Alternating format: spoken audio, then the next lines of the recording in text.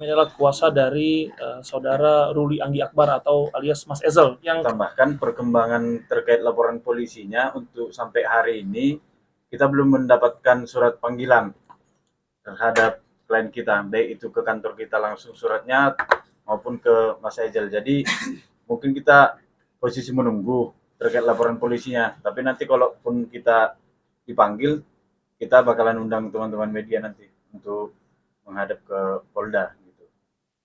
Ya, kemudian statement kami sama seperti yang kemarin bahwa ini bukan penipuan dan penggelapan seperti apa yang dilaporkan oleh pihak sebelah. Kami tetap kekeh bahwa ini adalah urusan bisnis, investasi, ya kan? Bahwa seperti kemarin kami janjikan, ketika nanti kami sudah diperiksa, kami akan membuka kepada teman-teman media isi dari perjanjian yang sudah dibuat di hadapan notaris. Dan di situ pun sangat jelas teman-teman tercantum apabila ada permasalahan di jangka waktu perjanjian ini maka akan diselesaikan di Badan Arbitrase Nasional. Itu jelas. Kemudian di situ tertuang bahwa para pihak harus saling menjaga nama baik satu sama lain. Intinya sebenarnya yang terjadi saat ini adalah di luar dari kesepakatan yang ada. Nah, harusnya kan mereka kan duduk bareng tuh. Kalaupun apa, mainkan di Badan Arbitrase Nasional begitu. Untuk menambahkan juga ya, karena kita juga sudah menonton ya tanggapan dari yang kita duga pelapor bahwa menyatakan ada pengembalian untuk profit. Dari awal pada saat kita preskon yang pertama, closing statement kita juga sudah jelas bahwa memang ada kewajiban dari klien kita untuk profit. Tetapi untuk investasi itu tidak bisa diserahkan. Harus diserahkan setelah berakhirnya perjanjian sesuai dengan akta notaris seperti itu. Ya. Intinya sampai detik ini kami tetap mengacu kepada perjanjian yang telah disepakati oleh kedua belah pihak pada tahun 2023. Di situ sangat jelas bahwa poinnya pun itu investasi. Jelas. Kita tahu bersama bahwa investasi tersebut adalah kalau untung maka untung bersama. Jika rugi ya tanggung bareng-bareng kan. Kalau hanya salah satu pihak yang menanggung kerugian, namanya bukan investasi. Kita ambil contoh nih, di Cafe Zagan ini contohnya Bang Husor invest 200 juta. 200 juta ini digunakan oleh kafe tersebut untuk sewa lahan. Nah, itulah yang terjadi.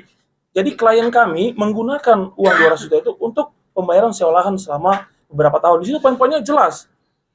Nah, makanya kami sampai saat ini kami kekeh bahwa tidak ada penipuan dan penggelapan. Begitu, teman-teman. Bang, untuk dari permasalahan ini kan cukup panjang nih, yeah. Terutama juga untuk pribadi seorang Ruli gitu, yeah.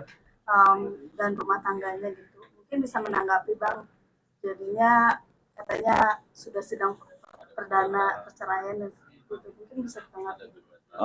Untuk isu yang sedang beredar ya baru. Jadi terkait yang ditanyakan itu tidak bisa kita tanggapi dulu ya, tidak bisa kita tanggapi karena gini, karena untuk sampai hari ini pemanggilan apapun terhadap klien kami, baik itu dari kepolisian atau dari pihak persidangan, belum ada.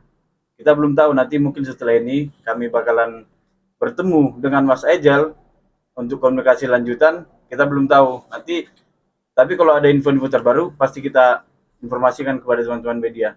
Tapi Abang udah diminta untuk jadi kuasa hukum dalam permasalahan cerainya atau belum? Belum bisa kita tanggapi karena kita bilang tidak bisa menyatakan ada panggilan kalau belum mendapatkan surat resmi. Ya. Maksudnya Abang udah kuasa. Belum bisa kita tanggapi. Makanya dari awal kita preskon ini terkait tindak lanjut yang ditujukan kepada Mas Ejal. Ya, saya tambahkan bahwa per siang tadi kami sudah komunikasi dengan Mas Ezel bahwa kami akan ketemu segera kemungkinan di malam hari ini. Jadi ketika nanti ada perkembangan, maka kami akan menyampaikan kepada teman-teman media semua. Begitu. Tapi hubungan Ruli sama Boyen sendiri seperti apa sih? Mungkin kurang lebih Abang tahu nggak dengan adanya kasus ini? Sepengetahuan kami baik-baik saja ya. Tidak ada, intinya informasi terakhir kami pada saat pertemuan dengan Mas Ejal itu rumah tangganya baik-baik saja menurut informasi Mas Ejal. Jadi makanya tadi kembali kami sampaikan terkait panggilan apapun belum bisa kita klarifikasi dan belum bisa kami konfirmasi seperti itu. Tapi Boyen sendiri pernah menanggapi perihal kasusnya Ruli ini? Maksudnya ada hubungan langsung nggak untuk seperti apa nih? Oh, baik. Terkait dengan komunikasi ke Mbak Boyen sendiri, kami belum pernah berkomunikasi secara langsung, dan kami juga belum pernah ketemu dengan beliau. Intinya pun seperti yang kami sampaikan tadi, ketika kami nanti dapat info, kami akan sampaikan ke teman-teman media. Begitu. Oke, ada lagi Tapi kira-kira? sejauh ini Boyan sendiri mengetahui nggak sih bang permasalahan suaminya?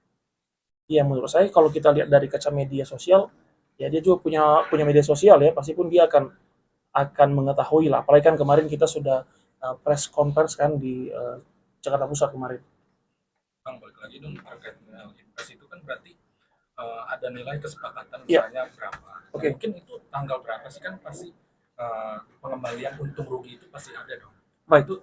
Itu ada kesepakatan di situ nggak sih bang? Baik, oke, saya menambahkan terkait itu, seingat saya di dalam perjanjian tersebut itu tertera itu 350 juta. Namun itu dibagi dua tahapan pemberiannya. Yang sudah diberikan dan yang sudah diterima oleh Ruli Anggi Akbar hanya senilai dengan 200 juta. Sisanya yang 150 juta lagi, pasti teman-teman bertanya nih, itu belum diserahkan. Akan diserahkan ketika adanya evaluasi. Apakah ini bisnisnya jalan atau tidak. Nah, itu kan belum ada nih evaluasi bersama. Jadi pun pihak sebelah pun melanggar hal tersebut. Iya kan, ujuk-ujuk langsung buat LP, ujuk langsung main ke media ya. Nah, intinya saudara Ruli Anggi Akbar atau klien kami hanya menerima 200 juta. Di situ semua jelas.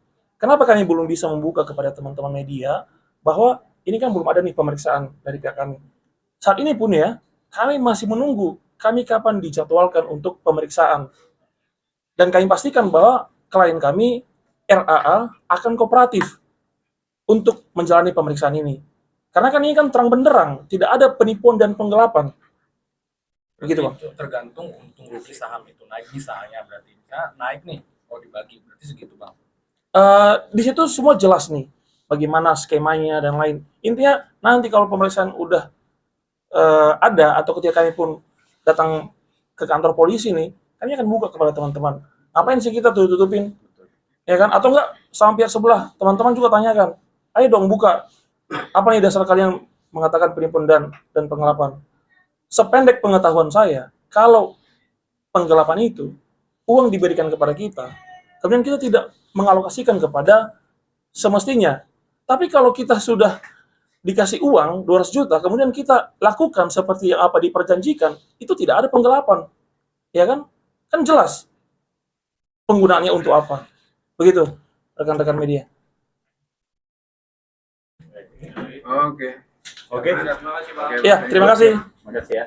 Bang,